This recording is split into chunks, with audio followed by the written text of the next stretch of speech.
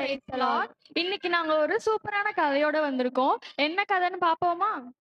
ஒரு ஊர்ல ஒரு தாத்தாவும் பேரனும் இருக்காங்க. அந்த பேரன் கேட்குறான், தாத்தா ஏன் நான் டெய்லி பைபிள் வாசிக்க சொல்றீங்க? ஏன் வசனத்தை வாசிக்கணும் அப்படின்னு சொல்லி பேரன் கேட்குறான். அதுக்கு அந்த தாத்தா, அவங்க பேரனுக்கு எப்பிட்றா அத புரிய வைக்கிறது அப்படின்னு சொல்லிட்டு, அவருக்கு ஒரு ஐடியா வருது. அவர் என்ன சொல்றாரு அந்த பேரன்ட்ட, "நீ போய் ஒரு அழுக்கான பாட்டில் எடுத்துட்டு வந்து, அத சுத்தம் பண்ணி எனக்கு காட்டு" அப்படி சொல்லி சொல்றாரு. அதுக்கு பேரன் கேட்குறான், எதுக்கு தாத்தா பழைய பாட்டில், அழுக்கான பாட்டில்லாம் எடுத்துட்டு, நம்மகிட்ட தான் புது பாட்டில் நிறையா இருக்கே, அதில் வேணா நான் தண்ணி பிடிச்சிட்டு வரவான்னு கேட்குறான். அதுக்கு தாத்தா சொல்றாங்க, இல்லை நீ பழைய பாட்டிலை க்ளீன் பண்ணிட்டு வா அப்படின்னு சொல்லி சொல்றாங்க.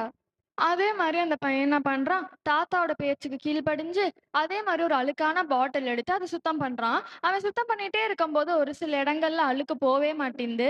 இருந்தாலும் அவங்க தாத்தா சொன்னதுனால, அவன் அத சுத்தம் பண்றதுக்கு ட்ரை பண்ணி கடைசியா ஒரு வழியா அந்த பாட்டிலையும் சுத்தமாக்கிட்டான்.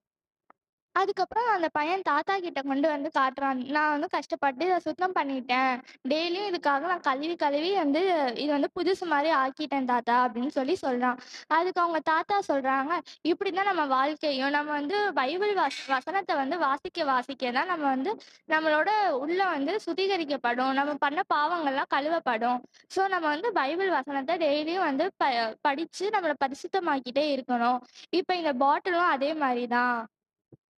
இதுக்கேத்த மாரி ஒரு வசனம் நம்ம பைபிள்ல இருந்து பார்ப்போமா? சங்கீதம் 119வது அதிகாரம் 9வது வசனம். "வாலிபன் தன் வழியை எதனால் சுத்தம் பண்ணுவான்? உமது வசனத்தின்படி தன்னை காத்துக் கொள்வதனால் தானே." இந்த வசனத்தின்படி கூட நம்ம ஒரு ஜெபம் பண்ணி முடிப்போமா? ஏசப்பா, இந்த நாள் கொடுத்ததுக்காக நன்றி. இந்த நாள்ல எங்களுக்கு இந்த கதையை கற்றுக் கொடுத்ததுக்காக நன்றி ஏசப்பா.